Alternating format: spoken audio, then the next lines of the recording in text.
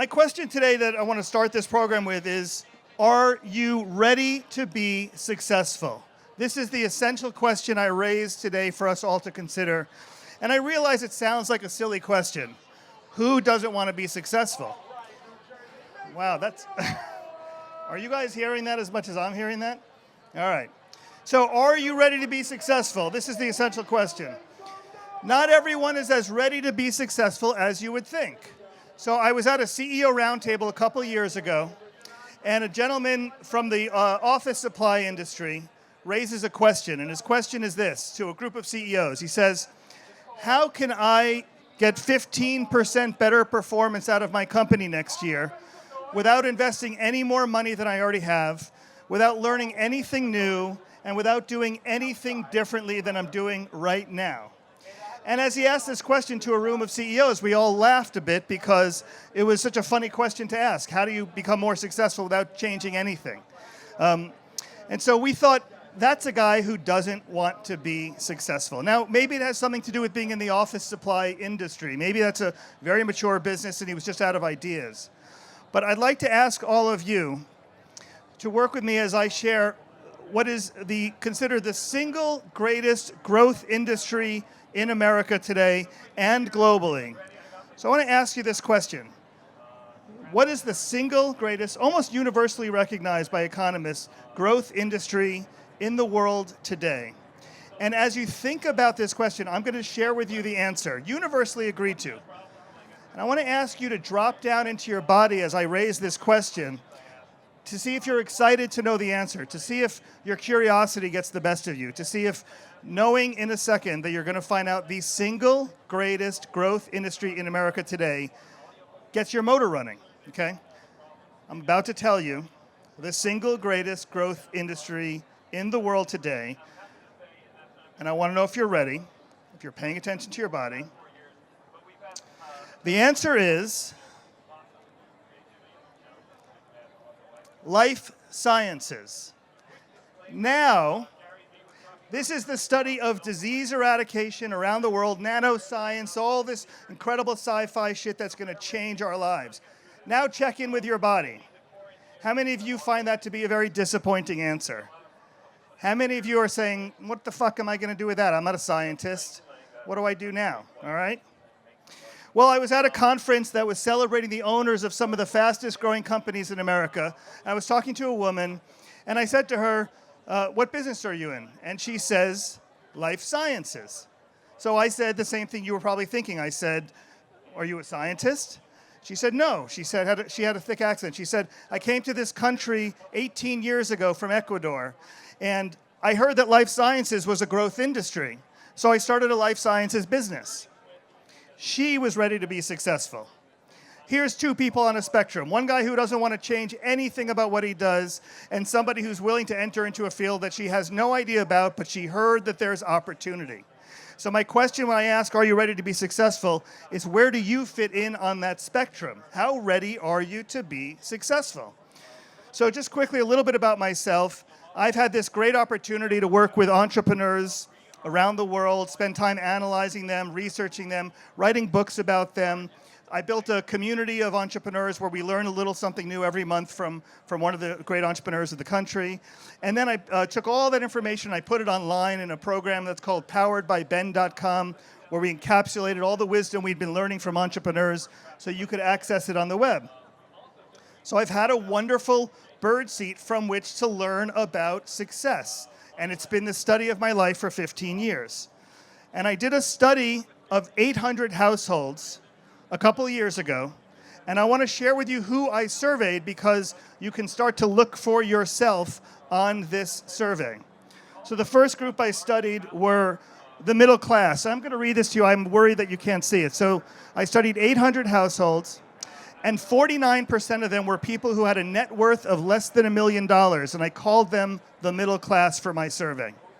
The next group I studied were what I called middle class millionaires with a net worth of between $1 million and $10 million, entirely self-made, and they made up 28% of my survey respondents, okay, about a quarter of them. Now, in order to be self-made, you had to have received less than $50,000 from your families, including the cost of your education. So ask yourself now, would you have made it into my survey of self-made success stories? The next group I studied, also entirely self-made, making up 14% of my survey respondents, are a group that I call the high net worth. These are people who had net worths of between $10 million and $30 million. A group of people who you could arguably say are really living a life of wealth. And then the last group I studied are all the people that you dream about and read about. They're the ultra high net worth. They're the ones with 30 million and up, 100 million, $1 billion in net worth, with the jets and the yachts and all the stuff that we all dream about. And they made up 9% of my survey respondents. Again, all self-made millionaires compared to the middle class, people who had a net worth of less than $1 million.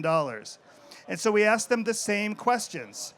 And it made up a book that I called Business Brilliant, but really it was the study of behavioral entrepreneurship, the study of how decision-making that we undertake affects the way we make decisions in our business life, how our decision-making style affects our business-building ability.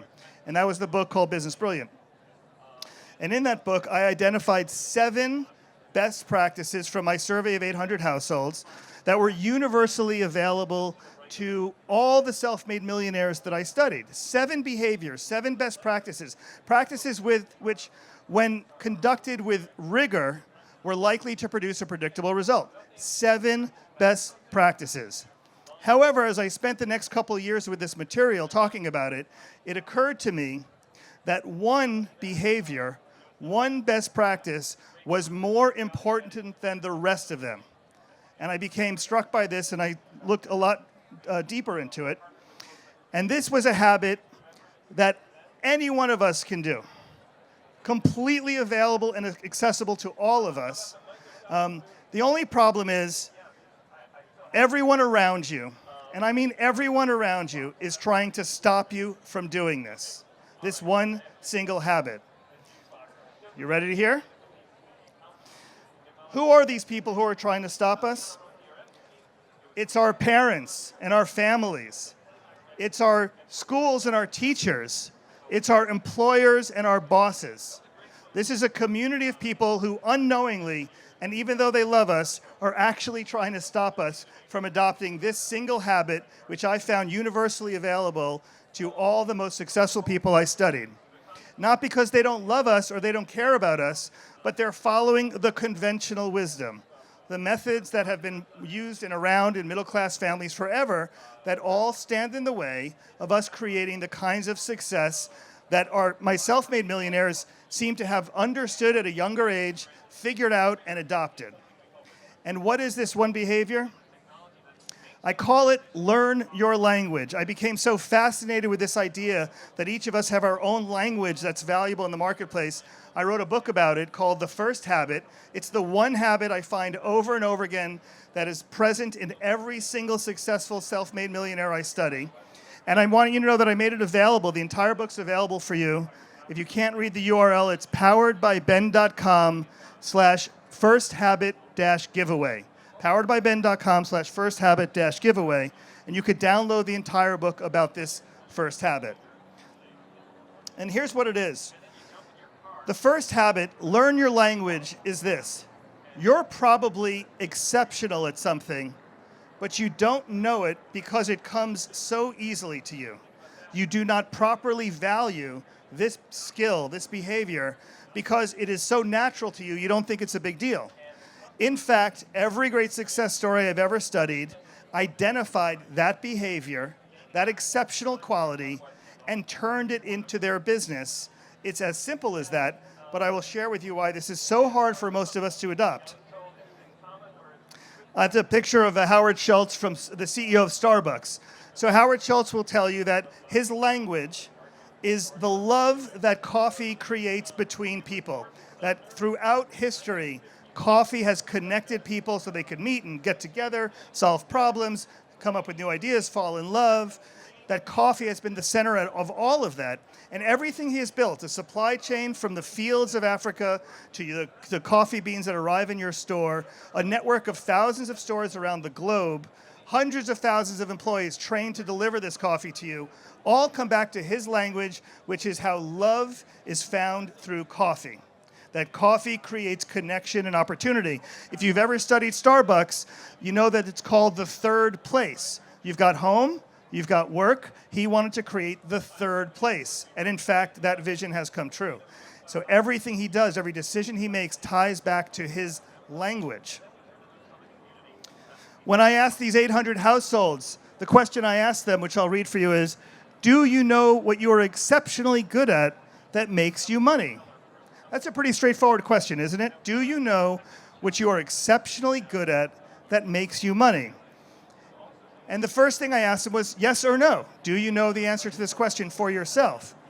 And I found out that amongst my middle-class survey respondents, those with a net worth of less than $1 million, 55%, just over half of them had an answer to this question. Just over half of them had some connection to what they were exceptional at that had to do with how they made money.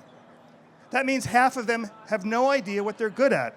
I wanted to ask yourself, how are you going to be successful in business if you don't know what you're good at? How could you even possibly think you could get there? Now notice that as levels of wealth go up, 79% for the middle-class millionaire, 92% for the high net worth. For our ultra-high net worth, our billionaires, 97% of them will tell you that they know what they are exceptionally good at. The starting point for this exercise for yourselves, if you do not know the answer to this question, you will never achieve success. Not only do 97% of our ultra-high net worth know the answer to this question, they can't wait to tell you the answer to this question. And when we surveyed them, we also asked them to spend a few minutes telling us, writing down on a piece of paper what they were exceptional at. And we heard great answers. We heard that they were great coaches, that they could see trends before other people, that they could work with technical people. They gave us one amazing answer after another, just as amazing as Howard Schultz's answer about what they were exceptional at. The next question we asked them along these lines was, count up all the things you wrote down when we gave you some time to write down what you're exceptional at. How many things did you write down? And how many skills did you write down on the piece of paper? And the answer was, from the middle-class survey respondents, those with the lowest net worth that I surveyed, their most common average answer was 6 different things that they wrote down. Unbelievably, the lowest net worth people in our community had the greatest number of things that they thought they were excellent at in the marketplace. And as levels of wealth go up, the number of things you think you're exceptional at goes down. And I just want to repeat that because it's so important. As levels of wealth go up, the number of things you think you're good at go down. From 6 for the middle class to 4 for the middle class millionaire to 3 for the high net worth people I surveyed, all the way down to just 2 things for our ultra high net worth that they thought they were exceptional at. Just 2 things. For those of you who come to a festival like this and you say, you know, at the end of the day, if I can just walk out with one new idea, one good idea that could help me move the ball forward, I'd like to invite you to consider this piece of information. The higher your net worth gets, the fewer things you're exceptional at. That alone can help you make a lot of decisions about your career. You know, what is the one word that comes to mind when you look at this data? A single word should come to your mind as you think about this concept that the higher your net worth goes, the fewer things you are exceptional at. Go ahead. Focus. Great answer. That's exactly right. Focus is the exercise that I'm talking about here. When you have an exceptional skill that lines up well with the marketplace and you can focus on it, that is how wealth is created. So Warren Buffett tells this story all the time that when he and Bill Gates were just becoming friends, really early on in their relationship, 20 some odd years ago, they were at an event with a bunch of very wealthy people, and the facilitator says to them, everybody write down on a piece of paper one word that accounts for all your success. And they all did it, about 20 very successful people, and they all read their words aloud, and Bill Gates said, focus, and Warren Buffett said, focus, and they became friends from that day on. Focus is $1 million idea, and if that's my message to you, should be enough to go forward. But the challenge here is not so much understanding that focus within your language, that which you're exceptional at, is the secret to all success. But it's also understanding what holds us back, what prevents us from focusing. You guys have smartphones, there's noise around us, there's so much that keeps us from focusing, right? When I asked the same survey respondents, all 800 of them, do you work to get better at things you're not exceptional at? Do you work on your weaknesses? Here's what they told me. Of our middle class survey respondents, 58% of them said yes, they work on all their weaknesses. And as levels of wealth go up, this number goes down. By the time you get to our ultra high net worth, 0% of my survey respondents in the ultra high net worth spend any time working on their weaknesses. So here you have the middle class, which has 6 behaviors that they think they're exceptional at in the workplace. Plus, with all their free time, they're working to get good at everything else. You can immediately see, compared to the ultra high net worth, who are good at only 2 things and spend no time trying to get good at everything else, you can understand how that creates an opportunity to focus that can create success. So why? Why do middle class people spend so much time diffusing their interests? Why do they work on so many things at the same time when a few things will make a big difference? And I would suggest to you the answer goes back to those loving, lovely people who care about you, but who don't understand how to make you successful. Your families, your schools and your teachers, your bosses and employers. How many times have you sat at a performance review where your boss told you that there's a weakness that's come up in your review, and if you work harder at that weakness, you can improve your results of the company?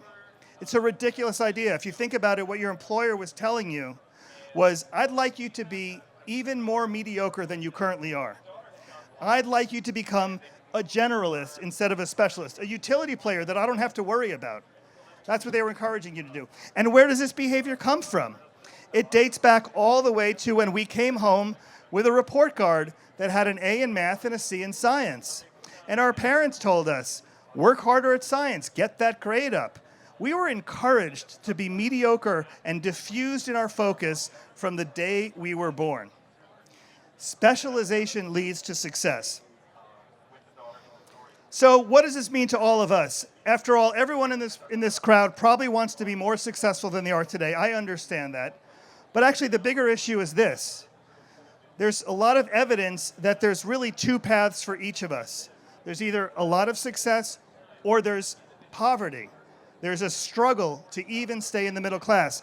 There's an article from the New York Times I'll read here that suggests that between the ages of 20 and 75, nearly 60% of Americans will spend at least 1 year below the poverty line.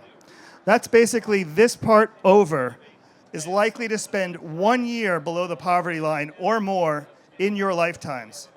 The article goes on to quote, and I'm going to read this, "We are in danger of becoming an economically polarized society in which a small percentage of the population is free from economic risk, while a vast majority of Americans will encounter poverty as a normal part of life."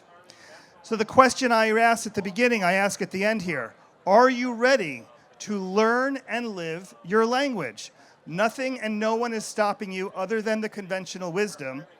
And that's my invitation to all of you. Thanks so much for the time today. Here's the URL for the book.